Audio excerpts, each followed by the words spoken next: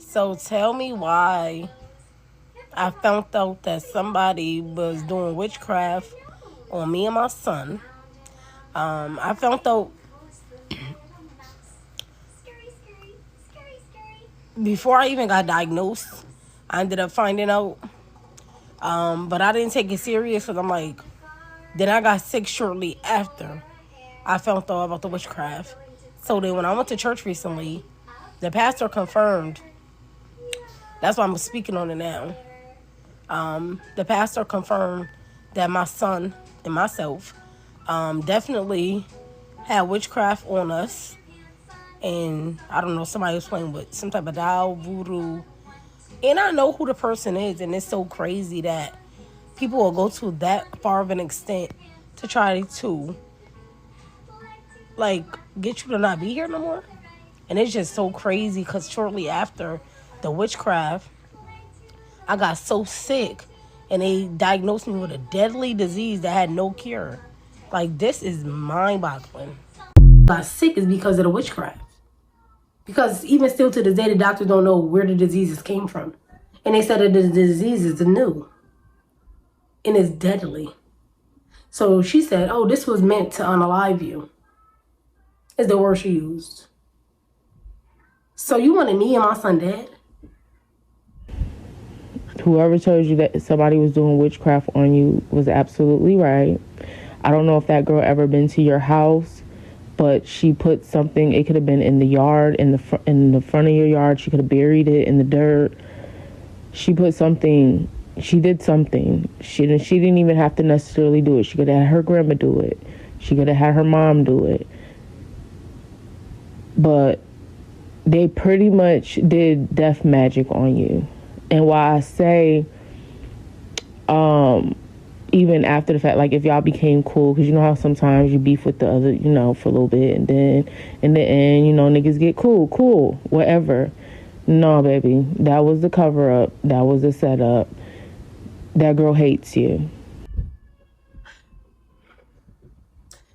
What's like you're not wrong at all, and don't let nobody make you feel like you're wrong, because you're not. Because the spirit, if you see in the video, is like looking right at me. And then in the video, I'm talking about God. I'm talking about, that's what made it even more like wow, because in the video I'm literally talking about God and how God has been so good to me, and God is always going to get all the glory for everything, because at the end of the day, I always get the glory for everything. Because this is what a lot of people don't know. When you say no weapon formed against me shall prosper. He didn't say they wouldn't form. He said they wouldn't prosper. So you got to understand that as I continue this story. So you understand what I'm saying? And especially if you see how far I've come and where I was at, and how bad of a condition I was in, and them telling me it was no hope for me, and telling me that I was going to die, and that this disease was deadly. Like most people live 3 years is what they told me. So I'm looking like, dang, I'm not even going to make it to see 30. I'm sitting here, I'm 30. So God is amazing. God is good. So, yeah.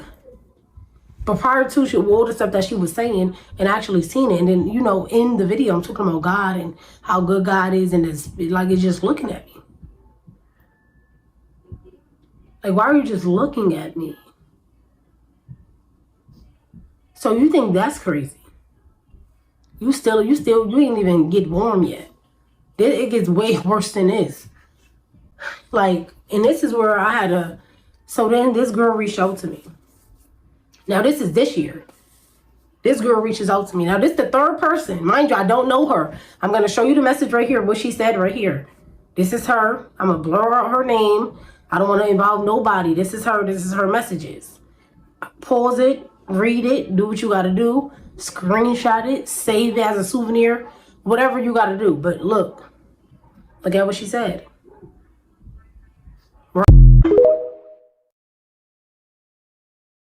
It's the part right here where I had to pray on this real heavy, because I don't want the narrative to be painted as like something that it ain't. Because this is my story. This is my truth. I would never lie about this. I would never make nothing like this up. This is serious to me, and it's going to be addressed. And I really don't care who likes it, who don't like it. And, this is just what it is. And it's just sad that it even came down to this. But here we are. So she ended up asking me, like, she told me about the witchcraft, as you can see. So now this is the third person that has told me that I have witchcraft on me. So now this making me like, who put witchcraft on me? Like, what's going on? I've been heard it years ago before I got sick. At least before I knew I was sick, because I was already sick, clearly, they said. So I'm like, who would have witchcraft on me? Like, what? I know people don't like me, but damn, somebody really out there, they really hate me for real. Like, that's deep to really put witchcraft on somebody and their child. It's one thing to do it to me, but to do it to a child, an innocent little boy, like, wow, that's deep. So she ended up, saying what she said, as you can see, like I told y'all. She's saying all this stuff to me, and I'm sitting here with chills, because I'm like, this the third person, this the third person that told you somebody got witchcraft on you, like. So then she ended up saying, she goes more into details though, like, does your baby father have a girlfriend or a bitter baby mother from the islands? I'm like, nah, I'm with my daughter father. Like, I'm his first baby mother, and I'm his only girlfriend. He don't have no other baby mothers or nothing. She said, no, your son. I can't make this up. So I'm like, oh, my son father, he has a girlfriend. She's from Puerto Rico. She said, it's her.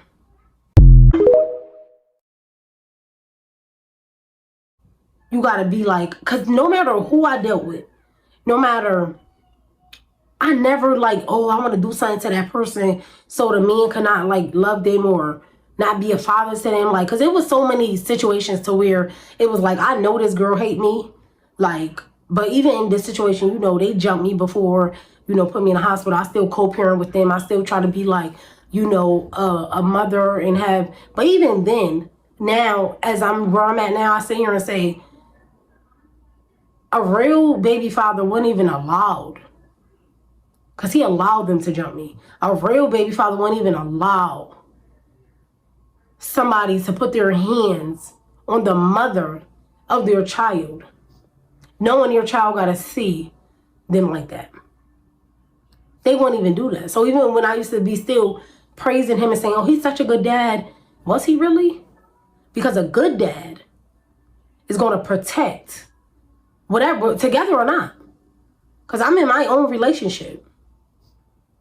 He's in his own. But it's boundaries. It's respect that has to be there on every level. And to sit there and allow the mother of your child to get jumped with weapons and put into the hospital. And he laughed about it. Show right there, what type of father he was. And this is not to bash nobody. This is not to... Because, they'll paint the narrative like I'm bitter. I'm mad. I'm upset. No, I'm disgusted. I'm disgusted. And, it took a lot for me to sit here. Because it's like, it's one thing. So one something happened to me. But you wanted something to happen to my son. And you lay with his father every single night. And you know what you did. You could pretend for the world. You could pretend for social media. You got to answer to God at the end of the day. Because this is sick to me. Imagine if I just go like, light a candle, make him love me. Or go play with a doll and put pictures, make him love me. I would never do that. Like, I'm not going that far of an extent to make somebody care about me or love me or stay with me forever, make them stay with me forever. Like, you went and go played with something to make me and my son. And that's why it makes sense to why me and my son caught COVID twice. Me and my son had the flu. My boyfriend had nothing. He had none of this stuff but live in a house with us. And they said the reason why he didn't have nothing because it wasn't sent for him. It was sent for me and Duda. So that's why me and Duda kept getting sick. Me and Duda kept going to the house. Like, are you serious? And you sit there comfortably pretending that you love this man. And you know what you did. You can play like that with him. You could play with those people, play on the internet, go try to make it seem like I'm bitter, I'm mad, I'm angry. I sat here and I ain't even cuss. I am at peace. But the people are going to know what you did. People are going to know what you've done. And you're going to know that I know what you did. It's one thing to do it to me like I say. You did it to my son. A little boy that you pretend that you love. Your child is his sibling. How do you sleep at night? As a woman, how do you sleep? And one day, your day is going to come. Trust me, you can never get away with doing evil things. So then she texts my phone when we get into an argument. I'm going to put it right here. The message. You mad he don't call you and your son, and he never will. What type of female says that? My son was affected by his dad going to jail. I had to deal with that. What type of female talks like that about a kid, but they say they love their father? Then, let's talk about this. When they're laughing, they're doing all of this on the phone, whatever the case may be, she on the phone. My husband, I said to her, you're not the wife. My son not obligated to be around you. He don't have to be around you. You're just a girlfriend. He don't have to be around you or nothing. I said to my partner, watch they try to get married because I started saying she the girlfriend and all this stuff. She was heated on the phone. I'm like, you don't have no ring, no nothing. What happens the next week? If I'm lying, I'm flying. They got married or engaged the next week. Then the week after, I gotta go to court. Or so he could say my wife. Because he knew last time when we went to court, the girlfriend thing ain't hold no weight. My son not obligated to be around nobody, even a wife, a mother, a grandmother, nobody. He not obligated to be around nobody but his mother. Okay? I'm gonna need y'all to know that.